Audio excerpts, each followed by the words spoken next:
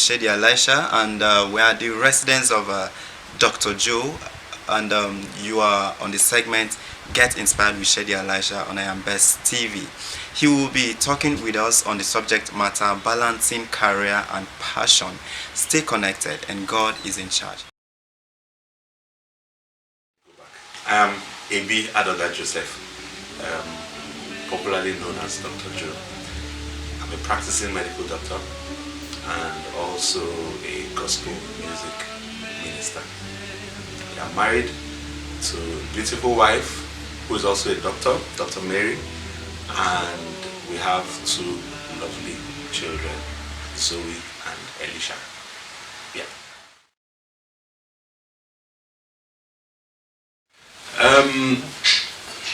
Being born into a family in Nigeria made me, will I say, already had chosen a kind of path for me. You know the normal thing now. You are born, you get into school, you do primary school, secondary school. Everybody expects that you're going to go into the university, and you have to study certain, will I call them, conventional courses. Based on how well you do in school, everybody knows the direction you're heading into, whether you're going to be in the sciences or you're going to be in the arts and all of that. And so basically that was that's the way my life played out. Even though I would say music chose me very early, because I know I have been singing from quite a very young age. My first presentation, as it were, was in primary school. So I've really been singing for a long time, but I had never considered a career, as it were, in music up until I was in the university. I knew I was going to keep singing in choir, do my thing in church, be a praise leader or a worship leader, whatever it is. But I never really thought that I would pursue music as a career. And then somehow got into school practicing medicine, or rather studying medicine, and then I just found out a whole world of possibilities while I was in medical school. So it was difficult at that point to say, okay, I'm going to leave this and then go with this, because I'm also someone who believes in finishing whatever you start. So I had to finish medicine. I had to finish studying medicine, get my degree as a medical doctor, and then life happens. So right now medicine is paying the bills. Music is not yet paying the bills. So since medicine is paying the bills, we're still practicing. Yes, practicing because it pays the bills, and also practicing because I know that it's something that is noble. It's a profession that is noble. The fact that you get to save people's lives is such an awesome privilege. And then while we still pursue the career in music. So basically, I will not say I have been in a dilemma, because like I said, music ab initio wasn't a career choice. It was just a hobby, something that I loved to do. Presently, music is no more just a hobby. It's something that I am pursuing very, very actively. But in the process of time, I have learned that we do certain things for certain times. I believe that my practicing medicine is for this season of my life. I will get to a point where I know that I will have to leave one thing and then pursue the other. But until that time, I'm not going to. I really have never been in that place where I thought of having to choose whether to drop one or drop the other, primarily because I think music for me was a staying force through my days in school. I tell people that if I was studying medicine and I didn't have music, I probably wouldn't have done very well in school, because music was something I could run to, in the heat of it, when we have plenty pressure on us, I could always run and play the bass guitar, do some singing, do rehearsals and all of that. So somehow music has helped me be a better doctor.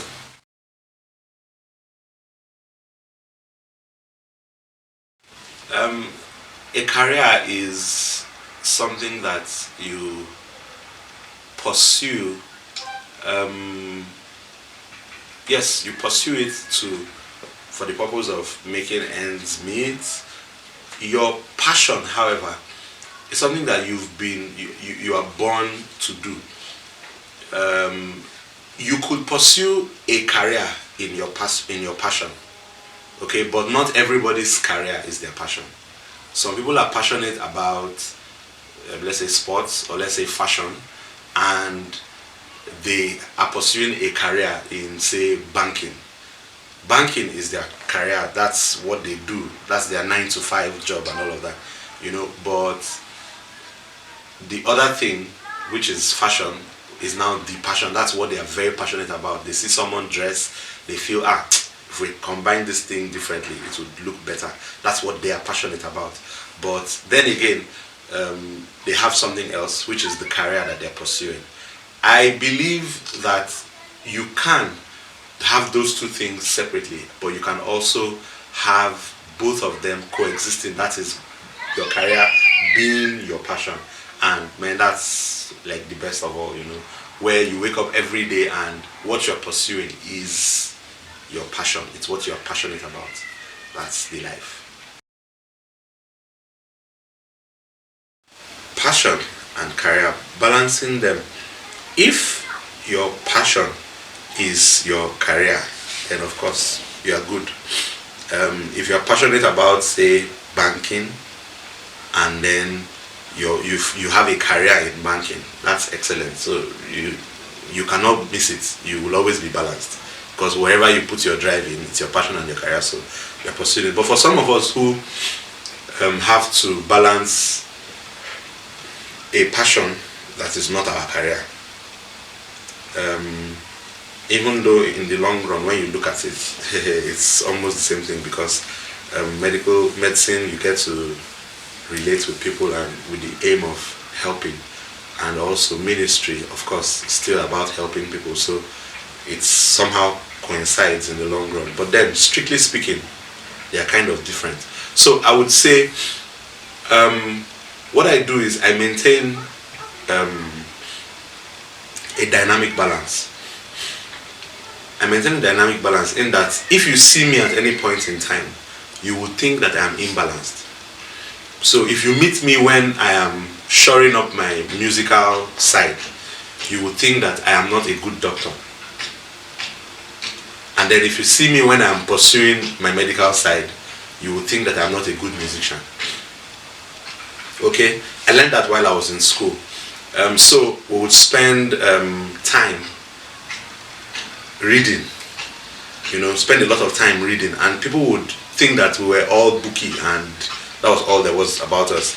And then they would now meet us somewhere else for maybe, I would now have to skip lectures consecutively, maybe 2, 3, 4, 5, 6 days, 1 week, and I'm not in class, and they'd be like, is this person a serious person? Because I had to do that dynamic thing where I would leave this one for a while and then pursue this one, and then I'll go back to the other one and then have to now bring it up to the level where this other one is, so that balance, having to maintain it dynamically. So same thing with the passion and career. You can be pursuing your career and it would look like you are all about your career. It looks like there is nothing else about you apart from your career, and then they now see you pursuing your passion, and then it looks like this guy is a very unserious person with his passion, or rather with his career. So you have to find a way to balance it up. So as you pursue this one for some time, for a season, you may now need to identify a moment when you can leave this one and then pursue the other one.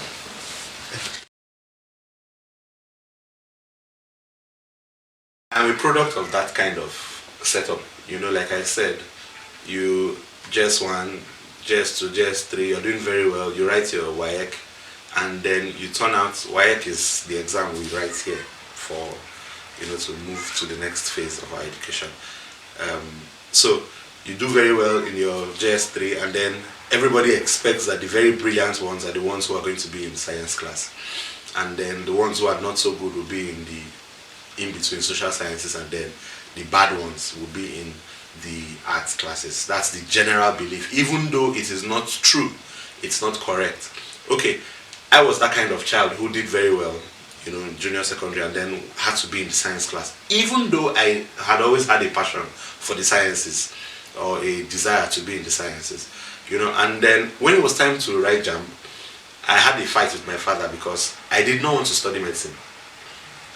I wanted to study microbiology, or no, biochemistry. And he wanted me to study medicine because he said, in fact, they had been calling me doctor from when they gave birth to me. And I was named after an uncle who is a doctor. So that was the fight. You must study medicine. I know I don't want to, and all of that. But I still thank God for my father, because eventually, while I was studying medicine, I saw why I had to be in medicine, why I had to study medicine. I saw that it was a much better place to be, particularly in the climate where we find ourselves. It was a better place to be than in biochemistry. I really don't know what I would have been doing now if I had studied biochemistry. But our parents, they see certain things that we don't see. Now, this is not to say that every parent who insists that their child must study a course is right, but I was just lucky that, or rather I was just favored that my parents or my father could see, and so insisted that I would study what I would study. Sometimes for these young people, they may just decide to read something just because somebody else said it, or because it sounds nice or it sounds cool, not necessarily because they have a passion about it. Basically, I think parents are a good indicator, even though sometimes nobody's perfect. So not every parent, sees really what it is that the child should be doing. But I believe that parents are very pivotal in guiding their children into whatever fields they choose, into whatever fields they arrive at as the field that the children should be in. The Bible says, train up a child in the way he should go. There's an interpretation of that scripture that you train up a child in the child's already predestined pathway, in the way that the child is already shaped, the way the child was already prepared. So it's the parent's responsibility to identify the child's strengths, not the will I say the societally available or societally acceptable course of study. For instance, a child who is a very good footballer, insisting that child should be a doctor or something else obviously doesn't make sense, But then again, you have to still balance it and not allow the child's own exuberance to be the guiding force in the child's way or in the child's course of study.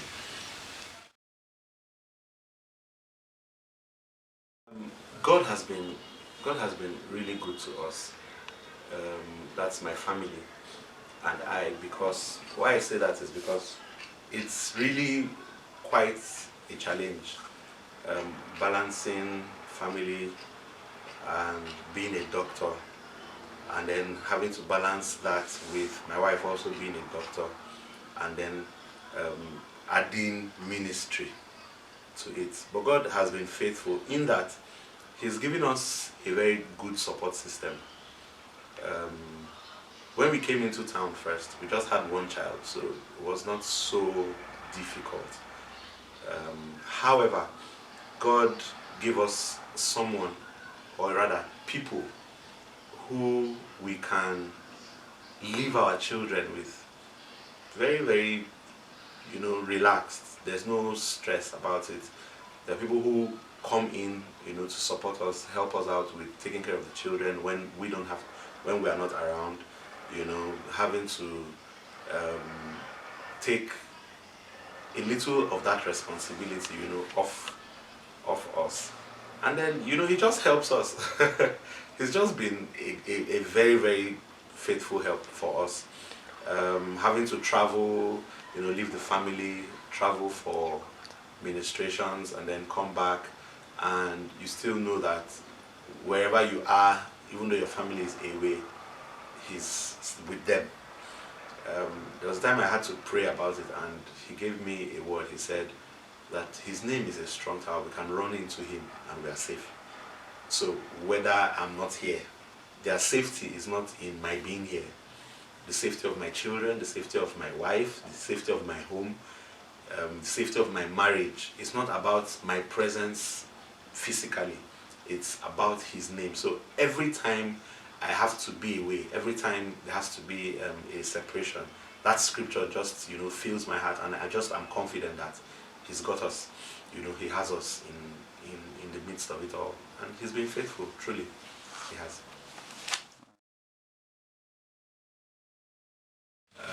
I would say you must be focused. You have to be focused.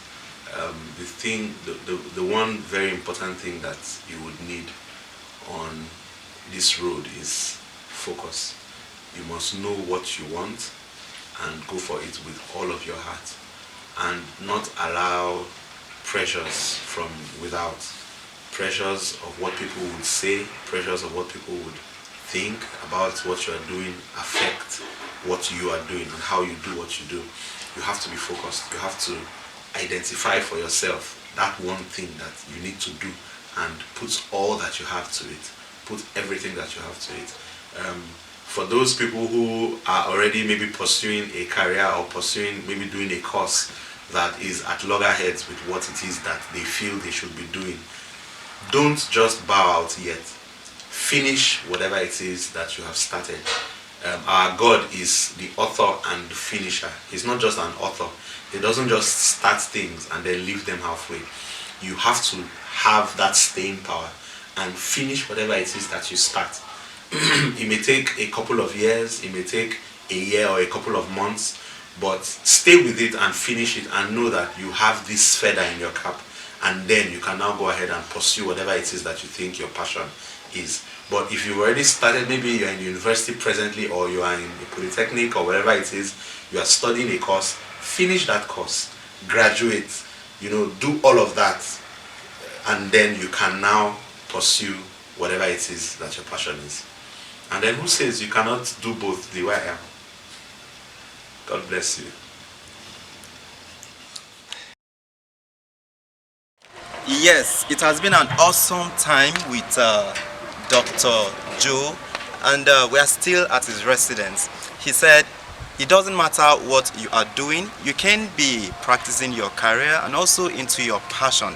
Whichever one you're doing, just make sure you do them well, and then you get whatsoever you want. And this is Shady Elisha on IAMBEST TV on Get Inspired. God is in charge. Thank you.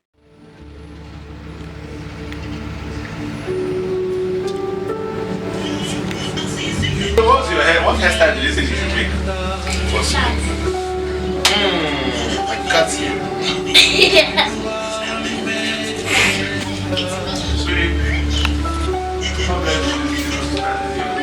You are amazing,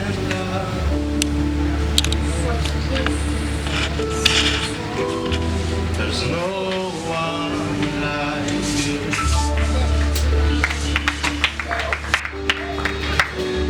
You are amazing, God. It's a very simple song.